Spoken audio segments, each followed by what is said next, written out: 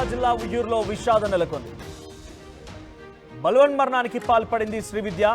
So ఉయ్యూరులోని Shri Chaitanya కాలేజీలో lecturer గా పనిచేస్తున్నటువంటి శ్రీవిద్య 5 నెలల క్రితం భర్త రాంబాబుతో వివాహం చేసుకుంది. అయితే కళాపాముల గ్రామంలో సర్వేయర్ గా పనిచేస్తున్నటువంటి రాంబాబు పెళ్ళైన తర్వాత శ్రీవిద్యను టార్చర్ పెట్టడం మొదలుపెట్టాడు. సాయి అనేటువంటి మరో మహిళ పైన మోజు పెంచుకున్నటువంటి ఆ భర్త రాంబాబు తరచుగా సాయి అంత అందంగా నువ్వు లేవంటూ శ్రీవిద్యకు టార్చర్ చేస్తూ ఉండేవాడట.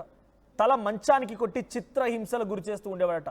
దీంతో తల్లిదండ్రులకు రాంబాబు అరాచకం పైన చివరిగా ఒక లేఖ రాసి అసలు ఏం జరిగింది, ఏ రకంగా తన ఇబ్బందులు ఎదుర్కొంటుందనే విషయం పైన క్లుప్తంగా ఒక లేఖలో పొందుపరిచి రాంబాబుని వదులొద్దంటూ లెటర్లో పొందుపరిచి బలవన్మరణానికి పాల్పడింది.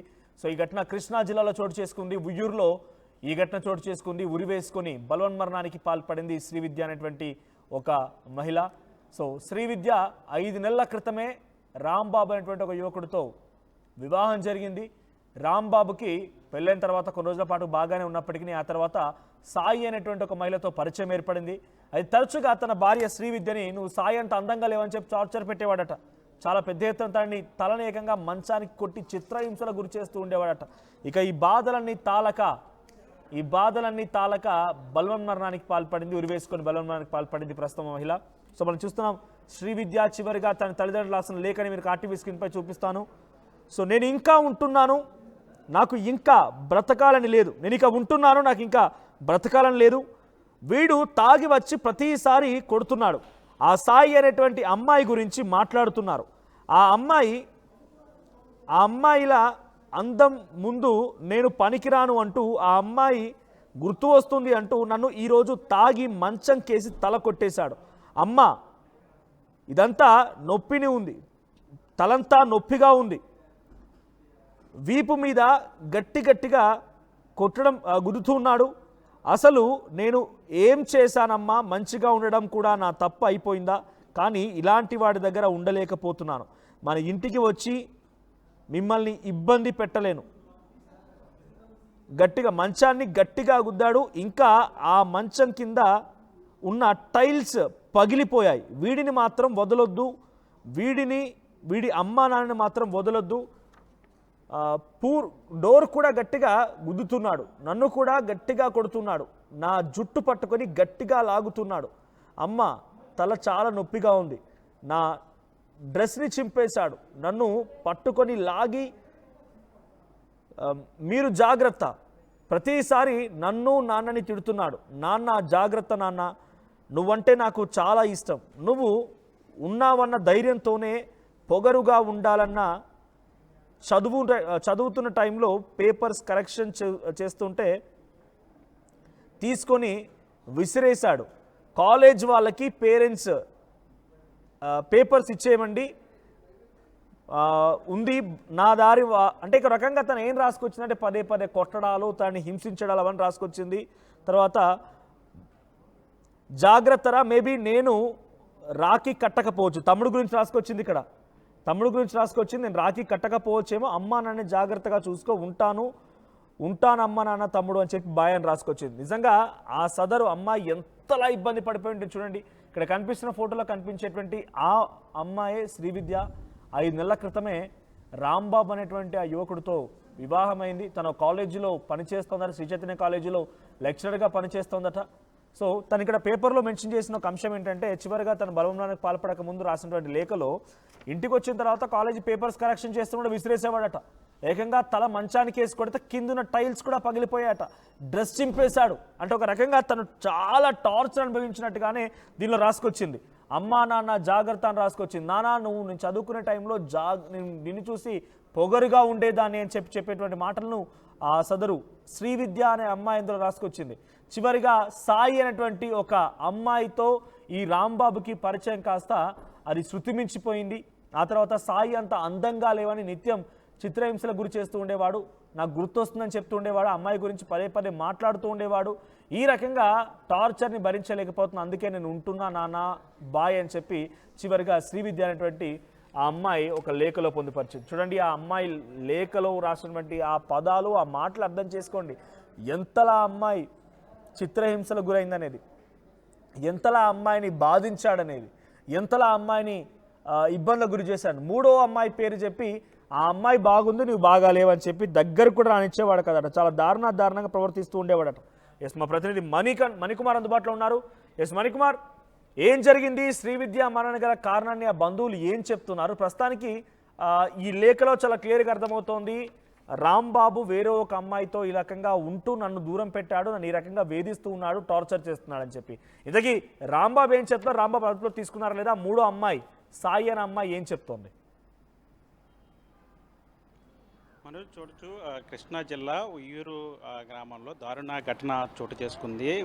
5 నెలల క్రితం వివాహం అయినటువంటి ఒక మహిళ భర్త వేధింపులు తారలేక బలవన మరణానికి పాల్పడినట్లు తెలుస్తోంది. దీనికి సంబంధించి వివరాల్లోకి వెళ్తే, ఉయ్యూరుకు చెందినటువంటి శ్రీవిద్యకు గత 5 నెలల క్రితం అరుణ్ కుమార్ అనే వ్యక్తితో వివాహమైంది. వివాహ సమయంలో అల్లుడికి కట్నం కింద 2 అంతస్తుల బిల్డింగ్, అదేవిధంగా 10 లక్షల రూపాయల కట్నాన్ని ఇచ్చి కూతురు పెళ్లి చేశారు. అయితే వారి ఆనందం కొన్ని నెలలు కూడా లేని పరిస్థితి. పెళ్ళైన 3 నెలలకే ఆత్మహత్య చేసుకోవాల్సిన పరిస్థితి వచ్చిందంటే, ఈ ఘటనకు సంబంధించి శ్రీవిద్య బలవన్మరణానికి పాల్పడేటప్పుడు ఒక లేఖను కూడా రాసిన పరిస్థితి. ఆ లేఖ చూస్తే అంటే హృదయ విదారకరంగా ఉన్నాయి.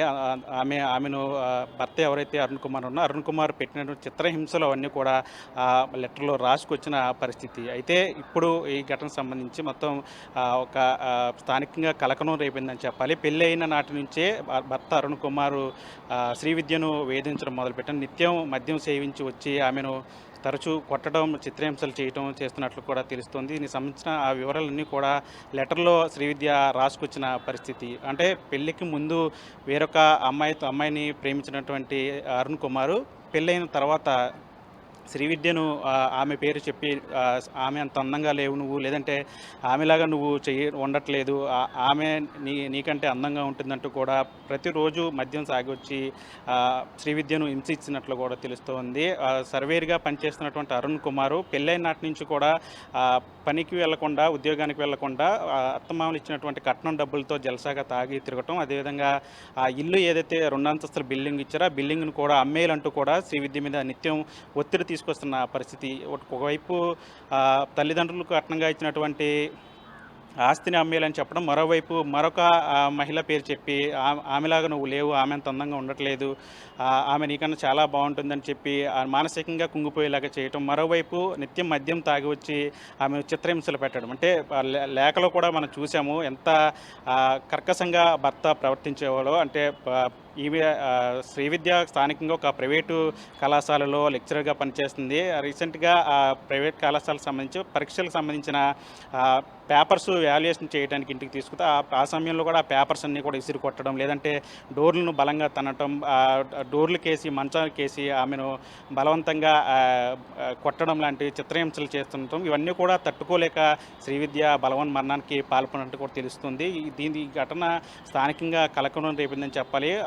దీనికి సంబంధించి పోలీసులు కూడా ఘటనా స్థలానికి చేరుకొని అక్కడ రూమ్లో ఉన్నటువంటి పరిస్థితులన్నీ కూడా గమనించారు. ఆ లేఖను కూడా పోలీసులు స్వాధీనం చేసుకున్నారు. తర్వాత ఎవరైతే అరుణ్ కుమార్ ఉన్నారో భర్తను కూడా అదుపులోకి తీసుకున్నారు. అక్కడ ఉన్నటువంటి అతని ఫోన్ డేటాను కానీ తీసుకున్న వాటిలో ఆధారాలు చూసిన తర్వాత పోలీసులు కూడా యాక్షన్ తీసుకున్నట్టు తెలుస్తుంది. ప్రస్తుతానికి అరుణ్ కుమార్ను పోలీసులు అదుపులోకి తీసుకున్నారు. అంటే అత్తమామల మీద కూడా ఆరోపణలు ఉన్న నేపథ్యంలో వారి మీద కూడా పోలీసులు యాక్షన్ తీసుకునే పరిస్థితి కూడా కనిపిస్తుంది. ఏదేమైనప్పుడు కూడా శ్రీవిద్య పెళ్ళైన 5 నెలలకే బలవన మరణానికి పాల్పడని ఘటన అయితే మాత్రం ఉయ్యూరు వ్యాప్తం కూడా దానికి కలకలం రేపిందని చెప్పాలి. మనోజ్ రైట్ మణికుమార్.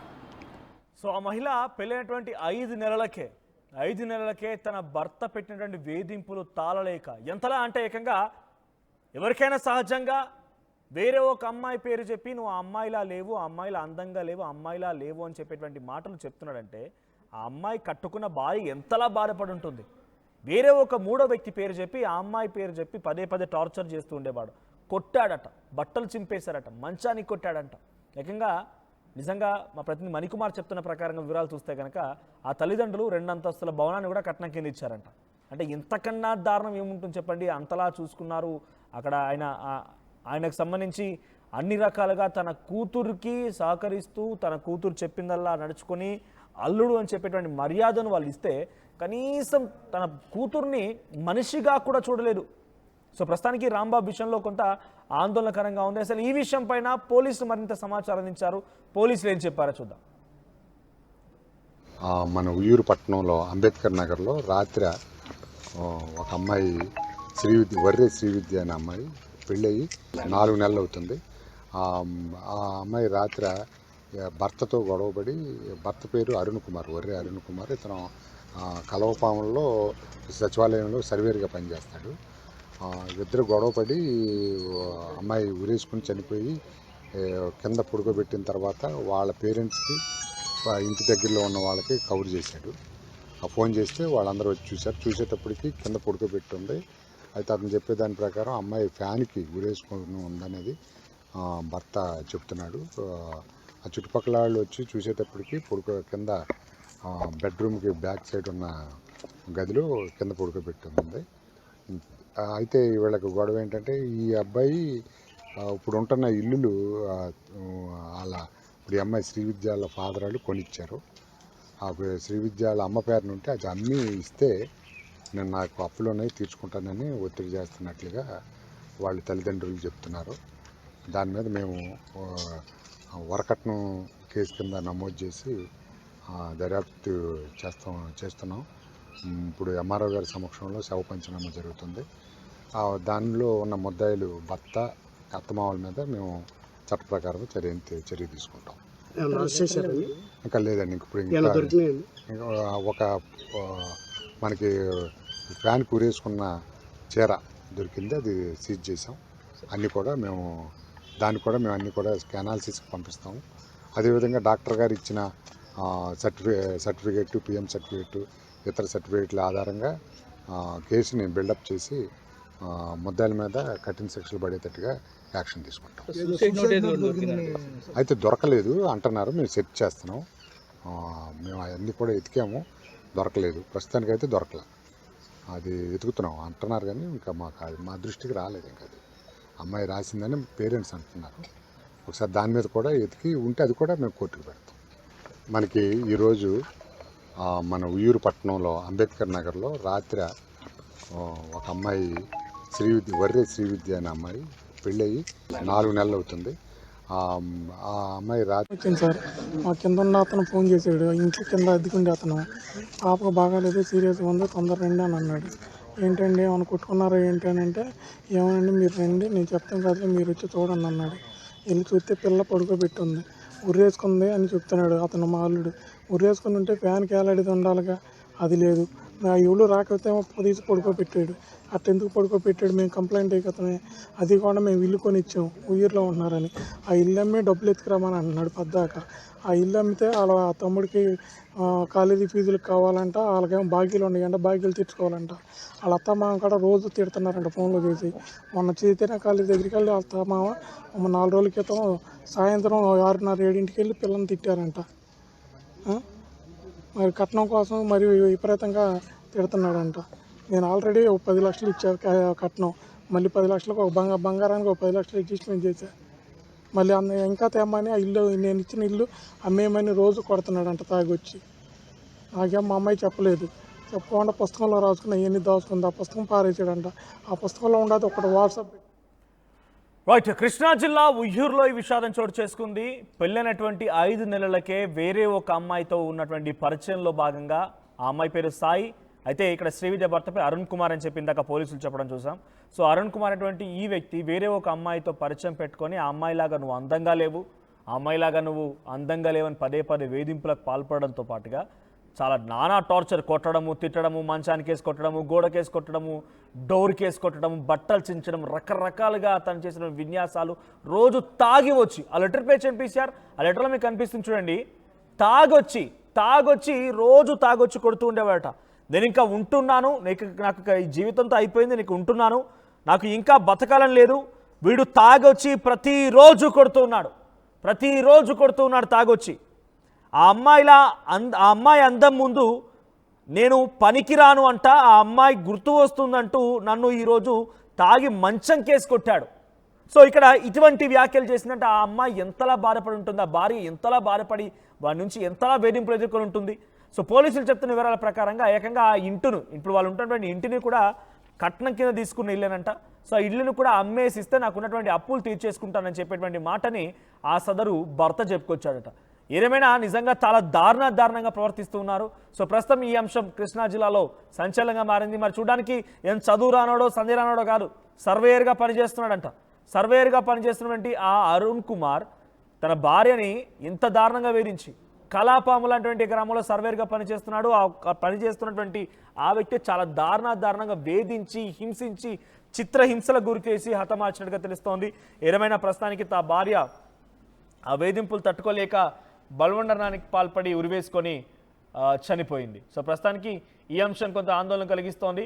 సో ఇటువంటి వార్తలు విన్నప్పుడల్లా మీకేమనిపిస్తుంది అంటే మూడో వ్యక్తి ఇన్వాల్వ్మెంట్ అయిపోయి మూడో వ్యక్తితో కంపేర్ చేస్తూ భార్యల్ని హతమార్చేటువంటి కొంత అంతమొందించే రకంగా ప్రయత్నం చేసేటువంటి భర్తలు కానివ్వండి, లేకపోతే వేరే ఒక మగవాడి యొక్క వలపులో పడిపోయి చిక్కిపోయి భార్యలు కూడా భర్తల్ని వేధించే వాళ్ళు కూడా ఉన్నారు.